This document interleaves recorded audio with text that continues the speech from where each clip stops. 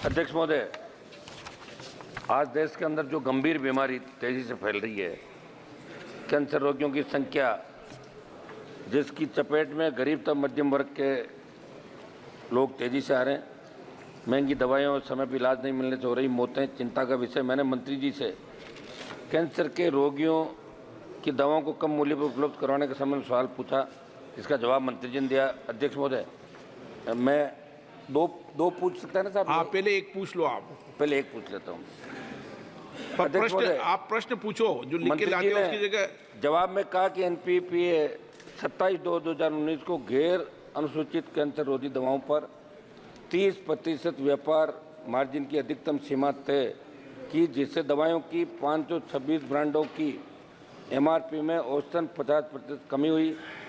मंत्री जी, आपने जवाब में जो सूची दी उस पर क्रम संख्या 118 पर जो दवाई है ट्रेस टू जुमाब, उस पर 54,725 रुपये एमआरपी है, मगर उसकी कीमत 13 से 14,000 रुपये है। ऐसे में कॉरपोरेट अस्पताल मरीजों से पूरी एमआरपी लेते हैं। क्या आप जितनी वास्तविक कीमत है उतनी एमआरपी ही अंकित करने तो कोई निर्देश जारी करना चाहते हैं, ताकि मरीज ठगे नहीं जाए? यदि हाँ तो कब तक, यदि नहीं तो क्यों? ये महज एक उदाहरण था मंत्री जी, ऐसी कई दवाओं के अंदर हो रहा है। माननीय मंत्री जी। माननीय अध्यक्ष जी, जो प्रश्न माननीय सदस्य ने पूछा है, ये सच में जहाँ तक कैंसर का सवाल है, ये लगातार इसमें बढ़ोतरी हो रही है और लगभग 2.5% प्रति वर्ष कैंसर के पेशेंट्स की संख्या बढ़ रही है और उसमें भी ज़्यादातर ब्रेस्ट कैंसर महिलाओं का और ओरल कैंसर और लंग कैंसर पुरुषों में ये बढ़ रहा है। 15.5 लाख से ज़्यादा पर जो पेशेंट्स हैं वो रजिस्टर हो रहे हैं।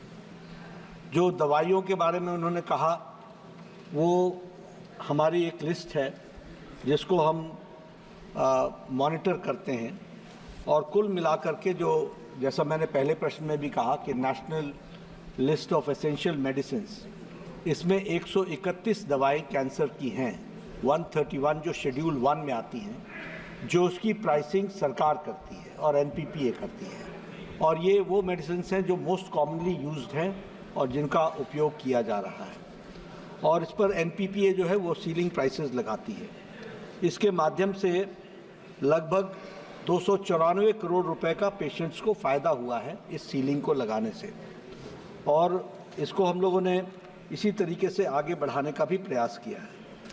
इसके अलावा हम लोगों ने कुछ मेडिसिन्स ऐसी हैं जो 131 के लिस्ट में नहीं आती हैं, लेकिन ऐसे 28 कॉम्बिनेशंस हैं जो फिक्स डोज कॉम्बिनेशन में नहीं आते हैं, लेकिन उसके बारे में भी सरकार ने और एनपीपीए ने उनकी भी प्राइसिंग को कंट्रोल कर रखा है।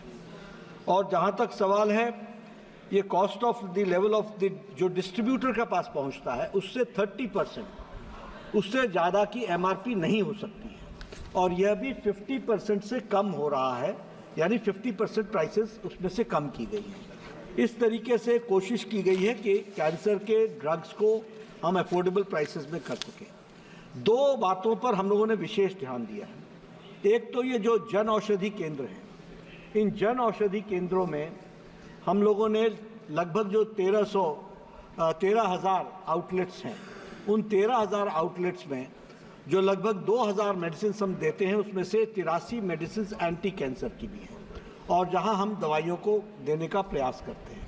उसी तरीके से हमारा affordable medicine and reliable implant treatment Amrit, यह भी स्कीम चलती है, जो हर गवर्नमेंट हॉस्पिटल में उसका भी हम आउटलेट खोला है, और जहां पर हम ब्रांडेड मेडिसिन को भी हम कम रेट पर पेशेंट्स को पहुंचाने का प्रयास करते हैं। तो इस तरीके से कैंसर को हमने कोशिश की है कि उसको हम कंट्रोल में रखें। और अभी जो कल बजट, परसों जो बजट माननीय हमारी बहन निर्मला सीतारमन जी ने रखा है, उसमें भी 3 कैंसर ड्रग्स का कस्टम्स ड्यूटी को हटा दिया गया है, ताकि वह भी हमको सस्ते में मिल सके।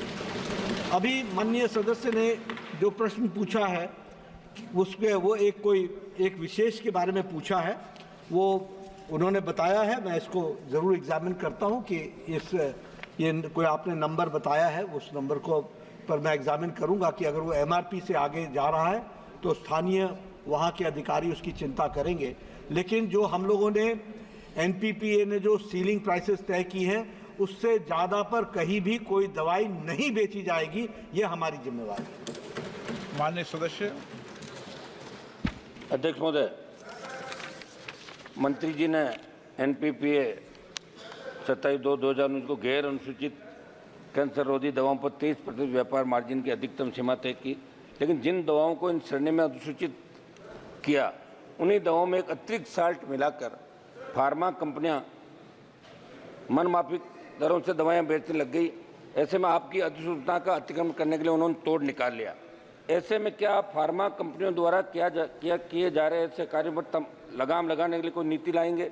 यदि हाँ तो कब तक, नहीं तो क्यों? कारण सहित विवरण सदन की मेज पर। क्या मंत्री महोदय, आखिरी मेरा सर इसके साथ ही कि क्या जब बजट के अंदर आप बता रहे हैं कैंसर के लिए हमने इतना कुछ किया है, तो क्या सरकार अपने स्तर पर देश के तमाम मेडिकल कॉलेजों के जो संबंधित मेडिकल कॉलेज संबंधित अस्पताल है वहाँ सरकारी संस्थानों में कैंसर रोगियों को संपूर्ण मुफ्त दवाइयाँ देने का विचार रखती है? इसको लेकर सरकार की क्या मंशा है, ये विवरण आप बताएं मंत्री जी।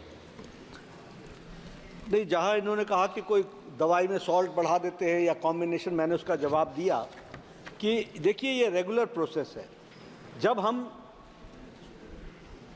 फर्ज़ कीजिए कि 40 दवाइयों पर हम सीलिंग लगाते हैं तो वो एक नई दवाई निकाल करके लाते हैं जिसमें थोड़ा सा कॉम्बिनेशन चेंज कर देते हैं और वो सीलिंग से बाहर चली जाती है। इसके लिए हमारे यहाँ रेगुलर मॉनिटरिंग होती है और इसीलिए हमने कहा कि 28 ऐसे फॉर्मुलेशंस हैं जो फिक्स कॉम्बिनेशन में नहीं आते हैं और वो सीलिंग में नहीं आते हैं, लेकिन इनको भी हमने इंक्लूड कर लिया।